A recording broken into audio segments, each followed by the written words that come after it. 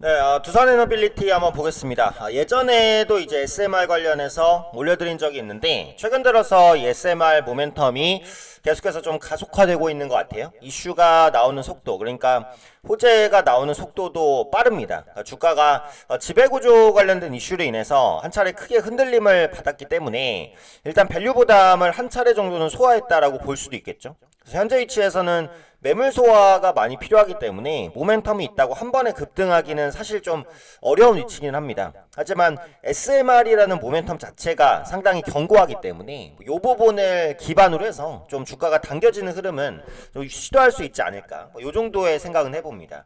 일단 SMR은 이전 영상에서 좀 자세히 설명을 해드렸는데 다시 한번 간단히 설명해드리면요, 소형 모듈식 원자로의 준말입니다. 줄임말이죠.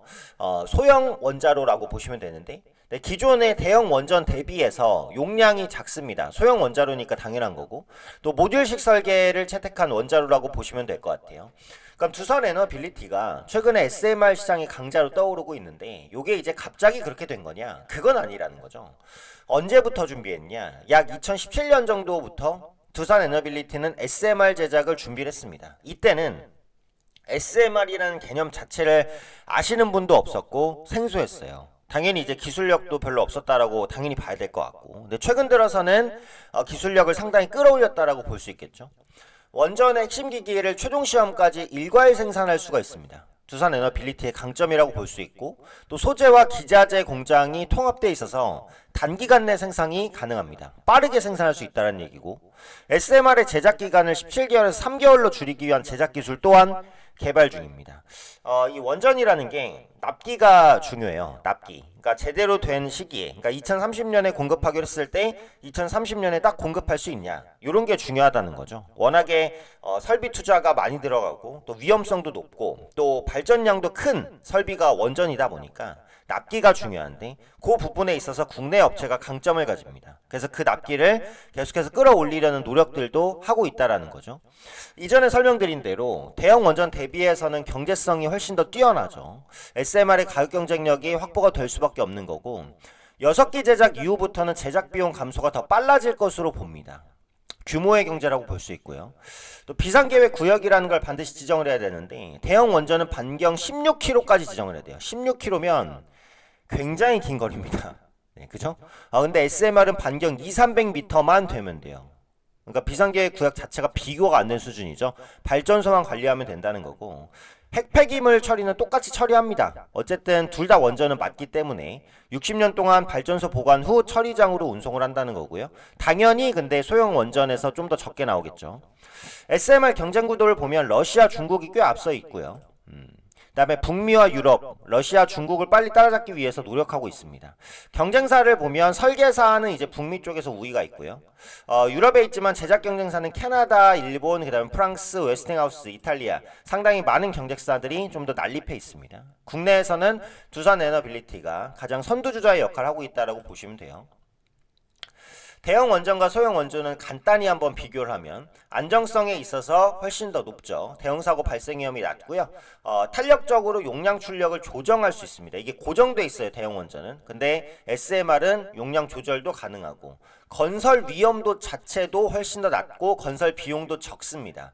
부지 면적도 당연히 적게 필요한 거고요. 응용 분야도 많아요. 대형 원전은 거의 다 발전용으로 쓰인다라고 한다면, SMR 같은 경우는 정유, 선박 추진용이라든지 여러 가지 다른 용도로도 쓰일 수 있기 때문에 확장 가능성이 어때요? 훨씬 더 높다라는 겁니다. 자, SMR 관련돼서 최근 나온 이슈들 두 개만 간단히 보면, 그 한수원 컨소시엄이 루마니아 원전 리모델링 수주를 했다는 소식이 나왔잖아요. 한국은 원전 강국입니다. 그러니까 이것도 뭐 역사적인 배경이 있을 수 있는 거죠. 한국은 그러니까 파먹을 게 없어요. 땅을 판다고 기름이 안 나옵니다. 네, 에너지 빈국이에요. 에너지가 없어요.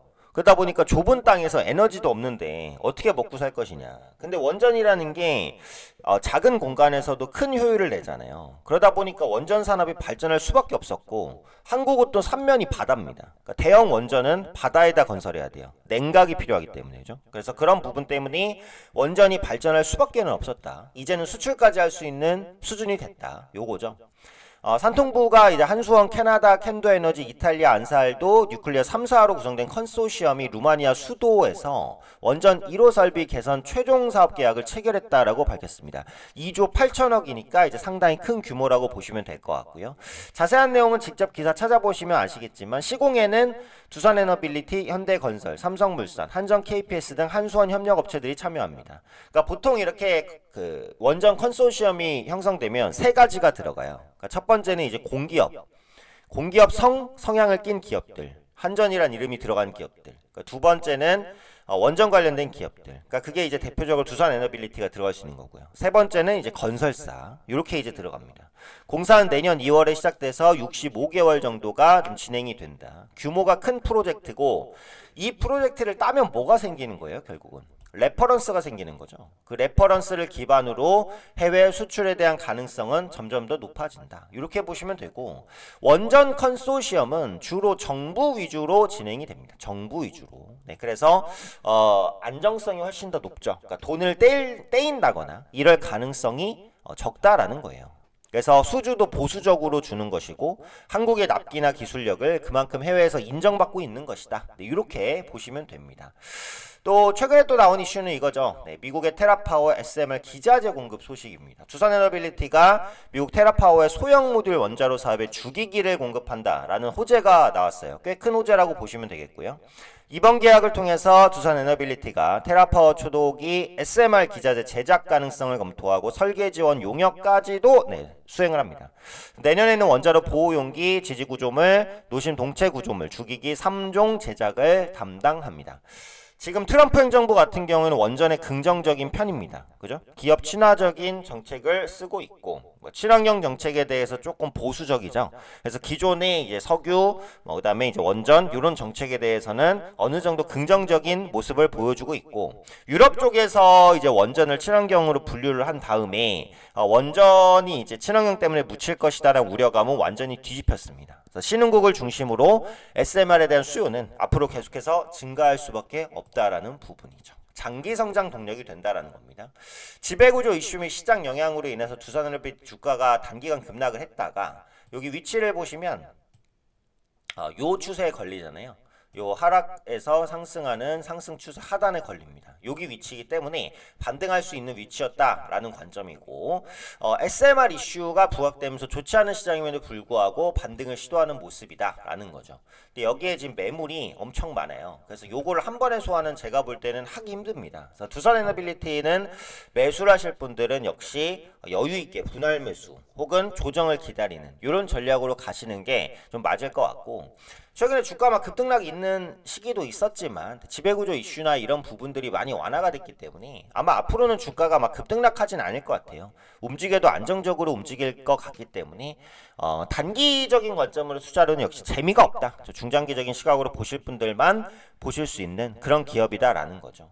PER 밸류나 이런 게 다른 업종 대비 절대적으로 낮은 수준은 아닙니다. 기술력에 대한 미래 성장 가능성이 박혀있기 때문에 그럼에도 불구하고 SMR 시장은 커질 수 있으니까 중장기적으로는 역시 계속 체크해 볼 만한 기업 중에 하나가 아닐까 이렇게 생각되네요.